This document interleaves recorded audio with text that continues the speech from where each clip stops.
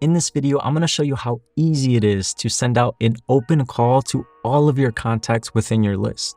So when you log into your account and land on the dashboard, we're going to go to the contact section located on the left-hand navigation bar right beneath calendars.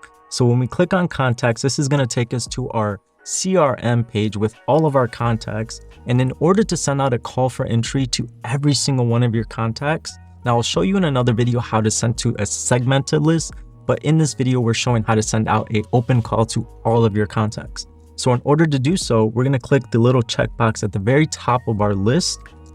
And then we're going to click this little robot icon, which is the automation icon.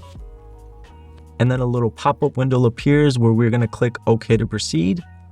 And then from the workflow dropdown, meaning which automation do we want to add these contacts to, we're going to click the dropdown and select invitation to submit. And then for the action field, it's just a little note to yourself. So you can type out something like sending out open call to entire list. And then we have a couple more options. So we can either check one of these three boxes, all at once, meaning all the emails will go out at one time.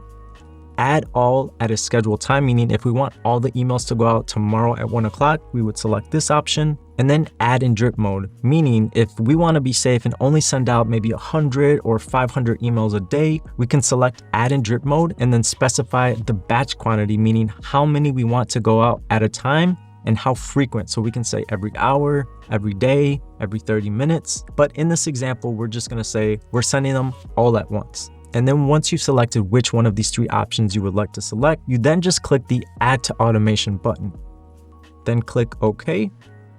And then all of your contacts will have received an invitation to submit their work. So now let me show you an example of what your contacts will receive. So we're going to click on an account, and then from the conversation feed, we can see what communication just went out to that contact. So we can see that for this contact on today's date, this email went out and this text message went out. The text message reads, "Hello name, our call for entry for the show title is now open. To learn more about this exhibition and submit your work, click the link below." So once they click the link below, they'll land on the call for entry's detailed page where they can then submit their work.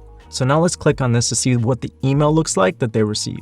So let's take a look at the template. So we have the brand logo at the top. We have the call for entry promotional image. Then we have hello name, art brand, meaning the art organization, exhibition title, call for entry is now open.